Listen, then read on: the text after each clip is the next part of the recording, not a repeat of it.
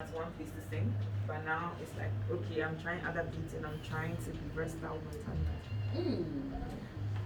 Are these things that people have told you, or you have done the assessment by yourself and said to yourself that, okay, yes, I've grown, or people have said, oh, we see growth? Well, a lot of people have said it ever since the album came out. People were like, they couldn't find a better title for the whole album, and I've also seen it myself because, as I said before, the way I was before, that's not how I am right now. The way I used to go, and I'm shy, I just sit down and just sing to a few people. If you clap, you don't clap, I'm gone. But now it feels like I always do my best to give my best. And I don't only sit down to sing now. I'm more of like a performer now. I do more of like fast songs too now, so I can see myself. That's a lot. How many tracks do we have on this album?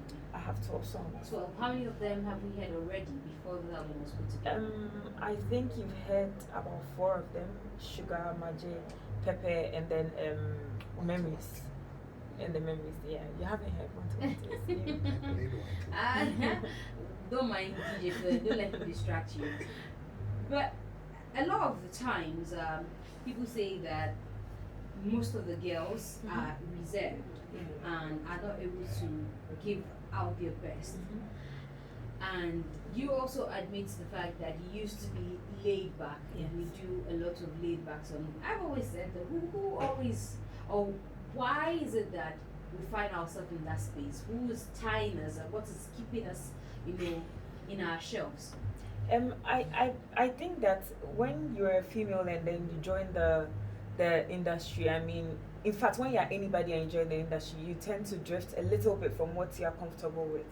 Because when you join the industry, you come with your own idea of how you want people to accept who you are. But before people can accept who you are, you have to give them what they are used to for some time, for them to know that, okay, let me start paying attention to this person. And that is the kind of space we find ourselves now. So it's more of like, before I used to do reserve songs, but now when I joined the industry, I mean, I did a cover of like a lot of songs, and I did it in a way that I felt like I knew how to sing better. And even though people paid attention, they didn't really pay attention until like I brought out Sugar, and it was all over the place, and everybody was like dancing to it and stuff like that. So it's more, nobody is keeping us in that shell. We just want people to accept us for some time, and then when we are there, we can just do what we want to do.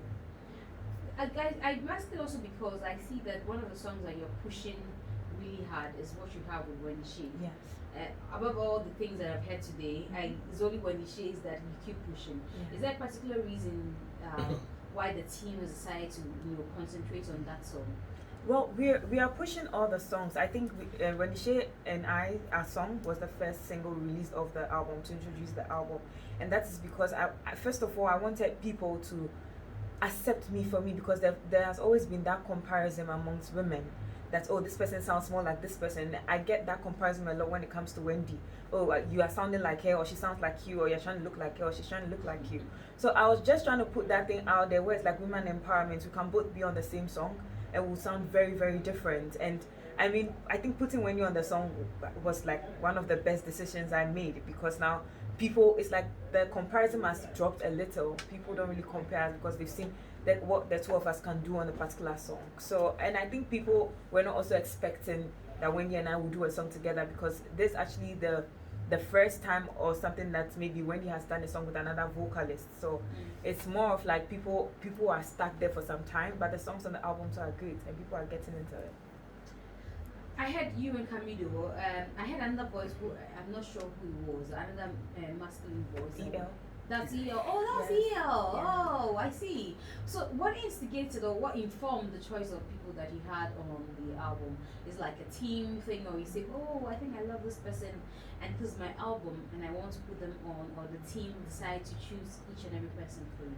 The song with EL, we did it before even the team heard it, and the song with Camilo, it was via the team that brought Camilo on board. But I think for me, it's more of like I wanted creative people that when you listen to, like, they don't sound like regular people.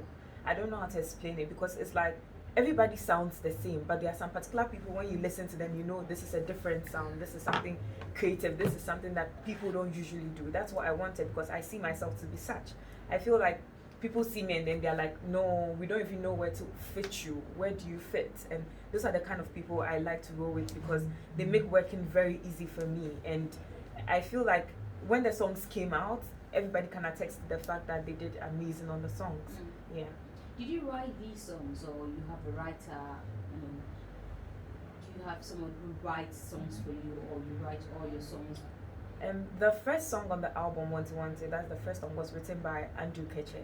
Okay. That was solely written by him. He just sent to me and I went to the studio and did my thing. And then the one with Isakede was written by Kel Songs. But apart from that, I wrote all the songs on the album myself. Okay, so how does this happen? So people just sit down and say, okay, I'm writing a song and it will sound better if S3fa sings it.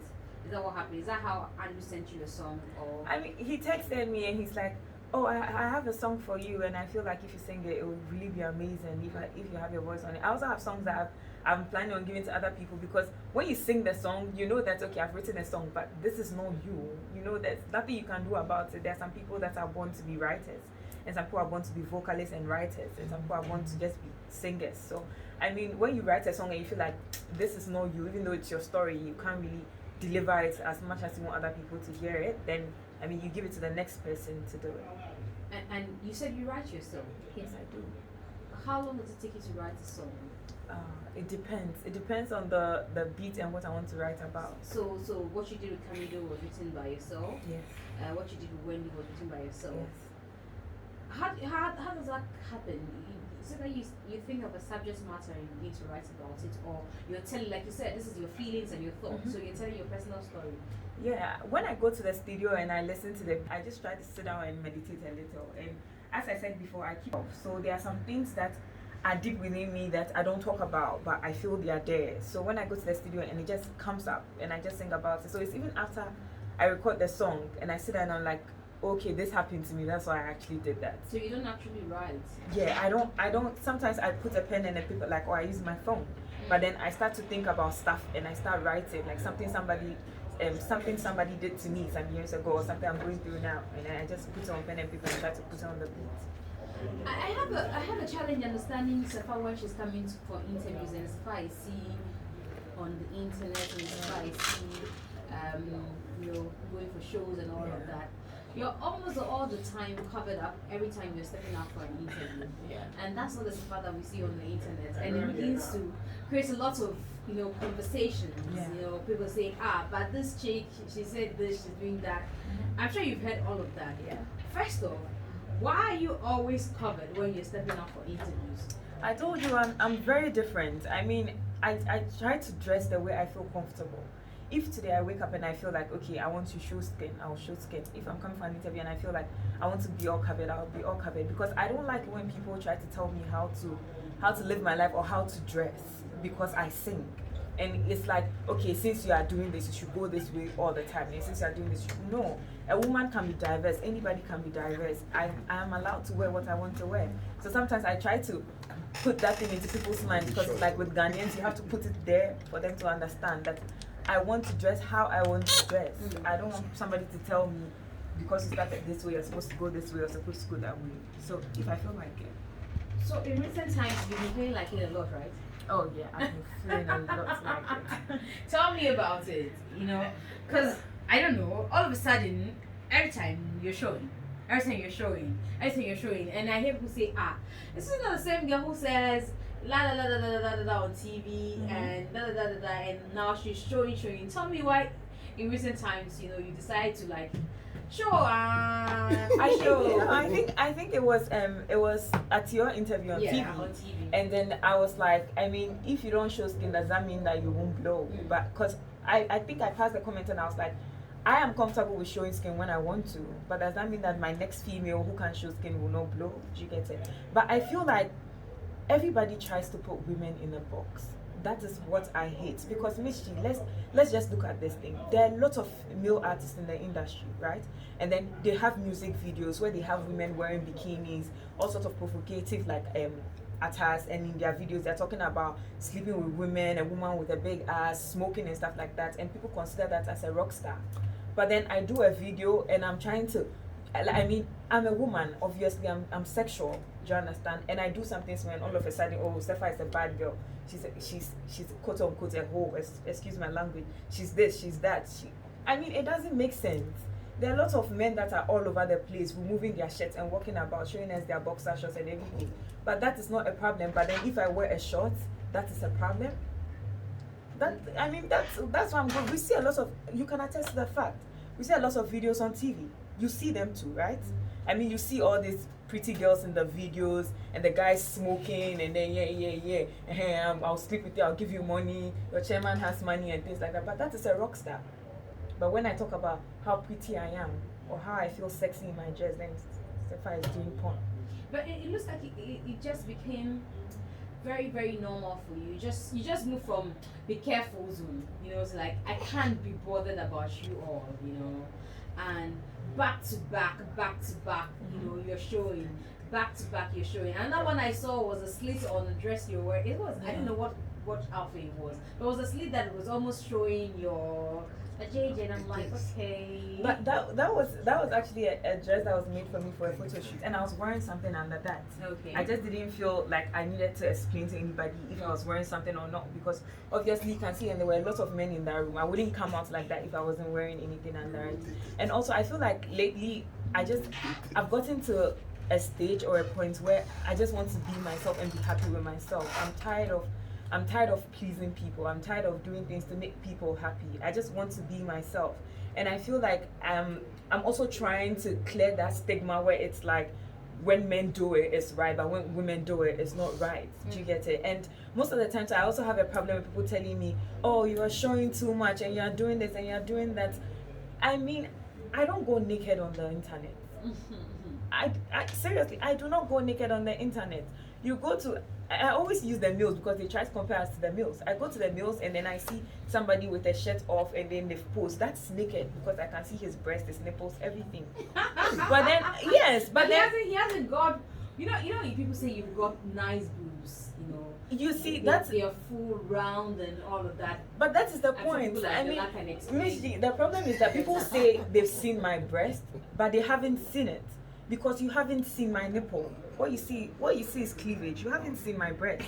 And people go like, you are being naked on the internet. Who has ever woken up and seen my nude videos on the internet before? It's not. People just overthink things and make things so irrelevant. That is why people feel like, oh, when you're coming to in the industry, that is so irrelevant. It's very, very. These are the normal things of life. That I go to the beach, I wear a bikini. You can go to the beach and see somebody wearing a bikini. It is not a problem. Do you get it? But then people make it so much a problem that we feel like we have to use that part to blow. But that is not it. I've seen people even point fingers to your boss. Oh, yeah. You've also heard that. Yeah. I saw somebody's comment. I forgot who's posted, but say, "Hey, deep black turned the girl into something else." I don't know if you've seen things like that. I don't know how you guys feel about how deep black feels about it. Yeah. MzGee, let me tell you one thing. I mean, the first show I ever had since I joined Black Avenue Musik, and I think I even brought somebody on stage and decided to dance, was in Legon. And my boss, you grind the guy. Yes, my boss didn't know anything about it. I came backstage and he's like, "What just happened? Because we don't know you like this. What just happened?" And I was like, I don't even know. To be very honest, when I go on stage and I'm performing, I don't know who is there. Or on the internet, I don't know who is there. Because when I come back home, I'm a different person altogether. When you see me in town, I'm a different person altogether. So it's not like they pushed me to do it. Most of the songs I do now, when I produced when I sang Sugar and they heard it, they couldn't believe it was me until I sang it for them to hear it. And a lot of things, I think people just created a perception of me in their head. And then maybe you came looking all innocent to us. I'm still innocent, MzGee. I mean, that's the truth. I'm still innocent. You say you're still innocent. I'm